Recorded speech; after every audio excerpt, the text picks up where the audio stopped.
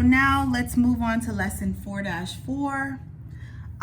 Again, today we're going to learn about how to use geometric means to find the length of a segment and apply similarity relationships in right triangles to solve problems. Here's the POD.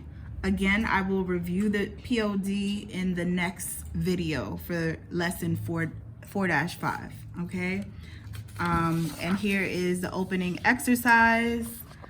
I want you guys to try this activity on your own with a piece of paper and just try to figure out the number of angles shown is what, 9 angles, and you got to match them up, all right, and see how can you match the angles of the triangles to show that all 3 triangles are similar. All of these 3 triangles would be similar by angle similarity. So they must have 2 angles in common. But I need you guys to, again, please make sure you do the activity. So you are creating this diagram and you're cutting the pieces of paper and matching up the angles to see how those 3 or 4 triangles rather are similar. All right, and then write your findings here and explain it. All right. All right, so for our essential understanding, what we're learning is that when you draw in the altitude to the hypotenuse of a right triangle, you form 3 pairs of similar right triangles. So just as a review, okay, I want to go over the parts of a right triangle. So I'm going to do that here. So here's a blank sheet of paper. Here I'm going to draw my right triangle. And let's call this C. This is A and B. All right, so the longest side of the right triangle that is opposite the 90-degree angle is called your hypotenuse. Okay, and the other sides are called your legs. All right, now with this lesson, whenever an altitude is drawn, an altitude is considered to be like the height of the triangle. So if I rotate my paper like this, right, so that the hypotenuse is the base, right, your altitude is basically a segment that is drawn from this vertex here, and it extends to the opposite side, and it creates another right angle. So this segment here is considered to be your altitude. So again, what is an altitude? An altitude is a segment that goes from the vertex of the right triangle to the opposite side, and it creates a right angle, which means that this segment is perpendicular to the hypotenuse, okay? And the relationship that is created as a result of this is that you get 3 similar triangles. So let's go back here, all right? When this altitude was drawn, well, before it was drawn, we had 1 right triangle. Now that the altitude is drawn, it creates 3 similar right triangles. I like to call it, so this one is the bigger one, then this one is considered to be the medium size one. This triangle here is the medium size one, and this is the much smaller one. The reason why they are similar is because they share 2 angles. So by angle similarity, all 3 triangles must be similar, okay? All right, and that's pretty much the concept that we're learning today, all right? So let's look at this example here, up top here. So again, once this altitude is drawn here, so the altitude here is going to be CD. If you were to separate all 3 triangles, you would get this much larger triangle, ABC, triangle ADC, and triangle CDB. Now, if you look at it, look, triangle ABC which is right here, is similar to triangle ACD or ADC, all right? And then triangle, the bigger triangle is similar to this triangle here. So by the transitive property, if this triangle is similar to this triangle and this triangle is similar to this triangle, then these two triangles must be similar, okay? So it's like if A is similar to B and B is similar to C, right? Then A must be similar to C, okay? I hope that makes sense to you guys. This is considered to be the transitive property, guys. But we know that they have two angles in common, which makes them similar by angle similarity, okay? So please keep this in mind. Put a star next to it. All right, so let's look at example 1. It says, write a similarity statement comparing the 3 triangles. Hint, sketch the 3 right triangles with the angles of the triangles in corresponding positions. So what I would recommend that you do here is you separate the triangles, all right? See how it's drawn here? I would do that right here. So I'm gonna draw the much larger one. So this is triangle VUW, right? And this is my right angle right here, okay? Now I'm gonna draw this one right here. And remember, this is a right angle right here. So I want it to face the same way. I want it to have the same orientation, but this is the medium size one, okay? So the right angle for this one is at Z, right? And then the shorter side is W, and this is going to be U. So off the bat, you can see that they have U in common, right? And they have the right angle in common. And then the last one is the smaller one. So the right angle again is at Z. The shorter side is V, and the longer side is W, okay? So each of these all have 2 angles in common with the bigger one, all right? So now it says write your similarity statement. So my similarity statement is going to look something similar to this, but I'm gonna write it all in one sentence or one line. So it's gonna be triangle UVW is similar to triangle UWZ, and it's also similar to triangle WVZ. And that's my answer. Simple, okay? They want you to compare it. So that's what we did. We separated the triangles and we redrew them and wrote our similarity statement. Same thing goes for example 2. It says write a similarity statement comparing the 3 triangles in the diagram. Again, I'm gonna redraw them. So I'm gonna start with my bigger one first. So this is X, Y, Z. And then I'm gonna do my medium sized one. Wait, where's my right angle here? Okay, it's right here. All right, and then I'm gonna do this one here, right? So I wanna draw it the same way. So my right angle is W here. The top part is gonna be Y, and this is going to be Z. And then now I'm gonna draw the much smaller one. Ooh, this one is really tiny. Again, this is gonna be W, the shortest side is gonna be X, and this is going to be my Y. So now that they have the same orientation and I separated all of the right triangles, I'm gonna write my similarity statement. So I'm gonna say that triangle ZXY is similar to triangle ZYZ, what is this? ZYW,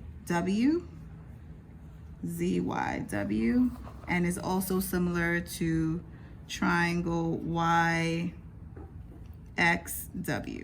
And this is my answer. Okay? I know this looks a little confusing, but you can use markers, color pencils to try to help you trace out the triangles. Okay? Now let's move on to geometric mean. Woohoo! So now it gets a little bit more interesting, because when we have the altitude drawn to a right triangle, it creates 3 similar triangles.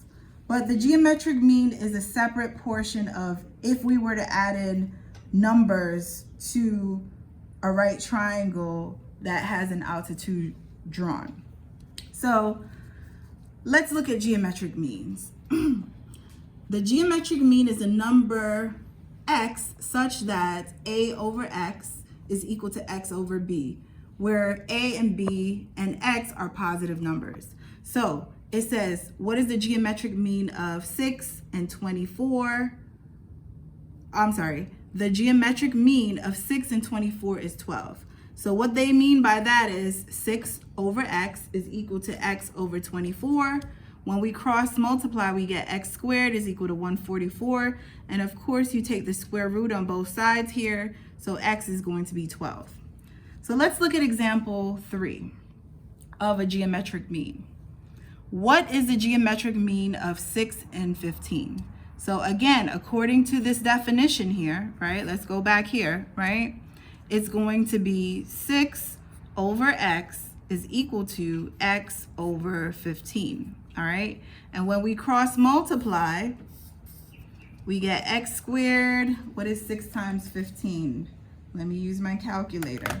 So 6 times 15 is 90, right? And then we take the square root of 90,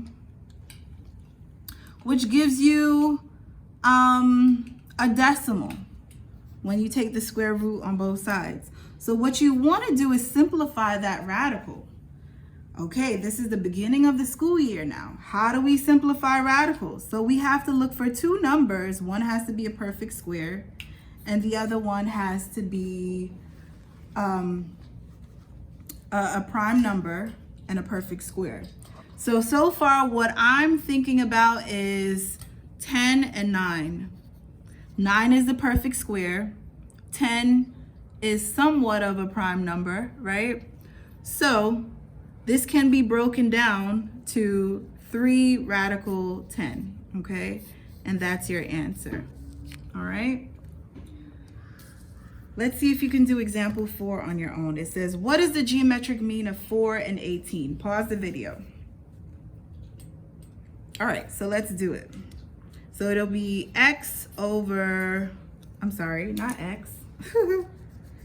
So it'll be 4 over x is equal to x over 18. So again, when you cross multiply, you get x squared is equal to what's 4 times 18, which gives us 72. Off the bat, I know 72 is not a perfect square, so I'm gonna have to simplify that radical, all right? So we're looking for 2 numbers, one of which has to be a perfect square, the other one has to be a prime number. So I'm thinking of 36 and 2, all right? 2 is your prime number, 36 is my perfect square.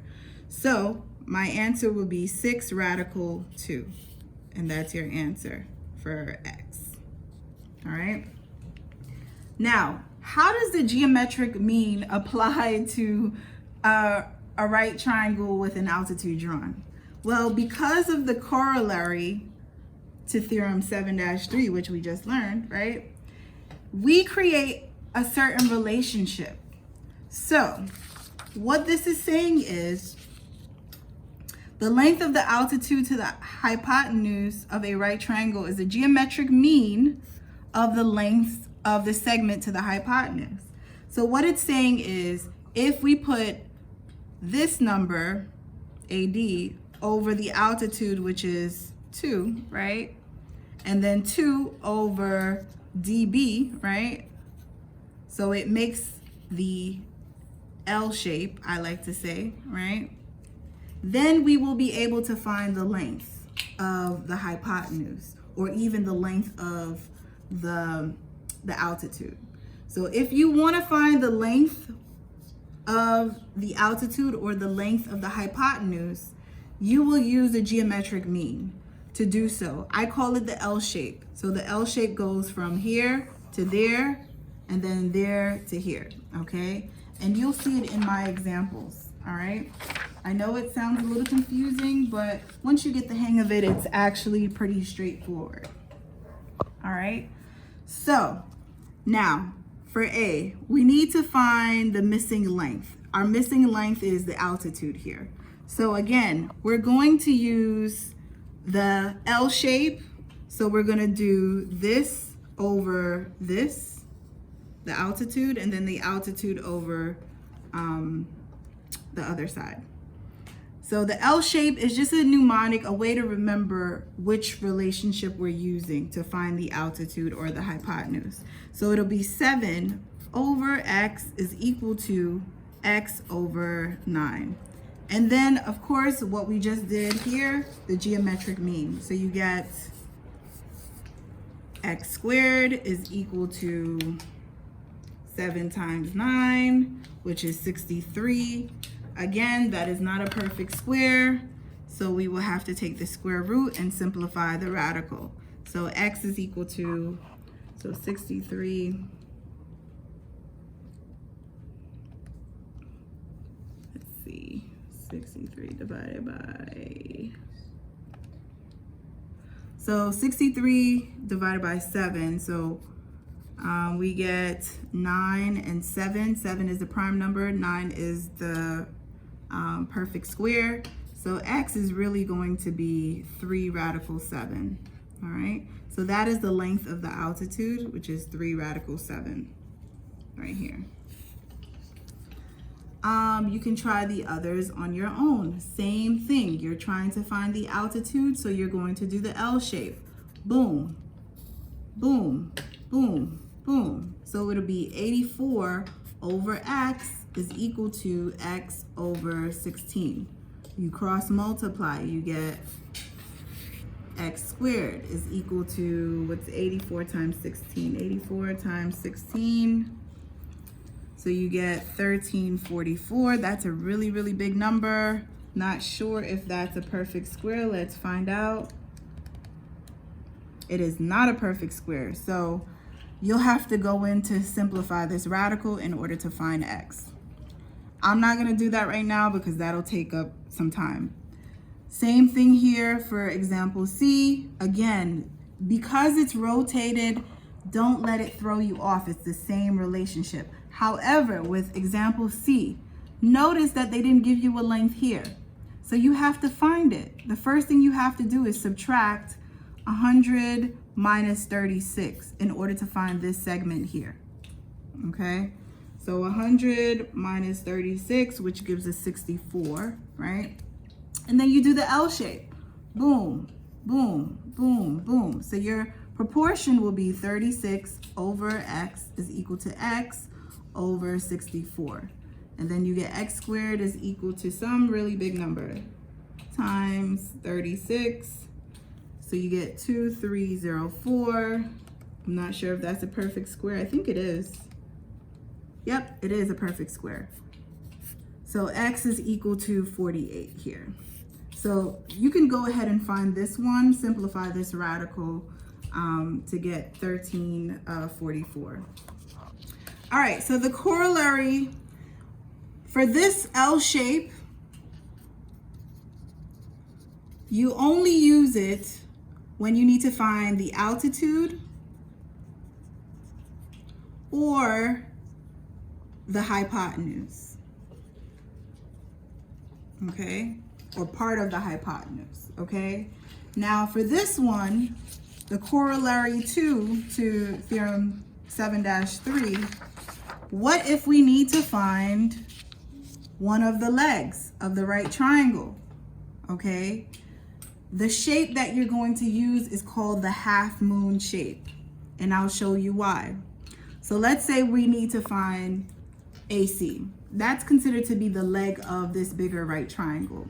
And they give you the hypotenuse. Let's say this is 2, this is 1, this is 3, right? So in order to do that, you actually do not need the altitude here in order to find AC. You're going to do this one thing. You're going to take the sum of the hypotenuse, so this whole thing, over AC, and then AC over AD. Woo! I know that is confusing, but remember the half moon shape. You see how it makes a little crescent half moon? That's the way you remember how to set up your proportion in order to find any of the legs. So let's half moon. And that's only when you're trying to find the legs of the right triangle. Okay, so you're going to use that half moon shape. Again, let's look at this example here. You're taking the sum of the hypotenuse over the leg, and then the leg again over part of the hypotenuse. So it makes that little half moon shape. So let's look at example 6. Find the missing length indicated. Leave your answer in the simplest radical form. So here we have our right triangle. We need to find x, which is one of the legs, right? Okay, no problem. So again, half moon shape. The hypotenuse over x is equal to x over, what is this, 9 or 6? 9, it looks like. So again, 25 over x is equal to x over 9. You cross multiply, so you get x squared is equal to, what's 25 times 9? 5 times 9, which gives us 225. That happens to be a perfect square. So x is going to be equal to 15. Boom, done. Again, half moon. Same thing here. It's actually reflected here. See? So again, half moon shape. The hypotenuse, boom, over x is equal to x over 45. So 81 over x is equal to x over 45, half moon.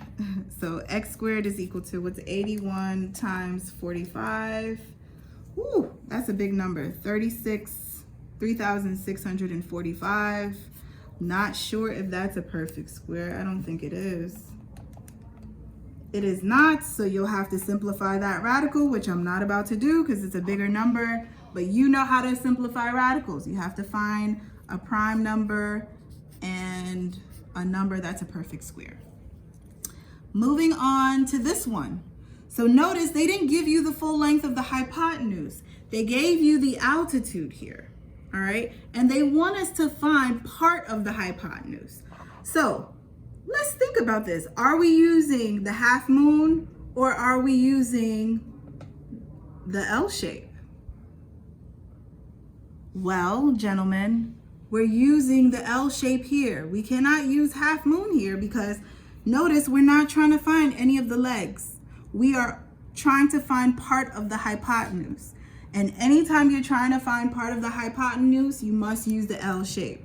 So it's going to be boom over boom. So x over 48 is equal to 48 over 64. So x over 48 is equal to 48 over 64. And then we are cross multiplying. So we get 64x is equal to 48,2304. And then you divide by 64 on both sides. So x is equal to 36. Boom, we're done. All right. I know this was a little confusing, but please make sure you review when to use what strategy. So if you're trying to find the altitude or a part of the hypotenuse, you're using the L shape. If you're trying to find any part of the legs or any leg on the right triangle, you're using the half moon in order to set up your proportion correctly to find the length of the segments. All right, so now you're on your own to do the practice. Again, I will be available on Google Classroom between the hours of 10 and 3 p.m. Please send me a comment if you didn't understand the lesson or if you need assistance. All right, until next time, bye.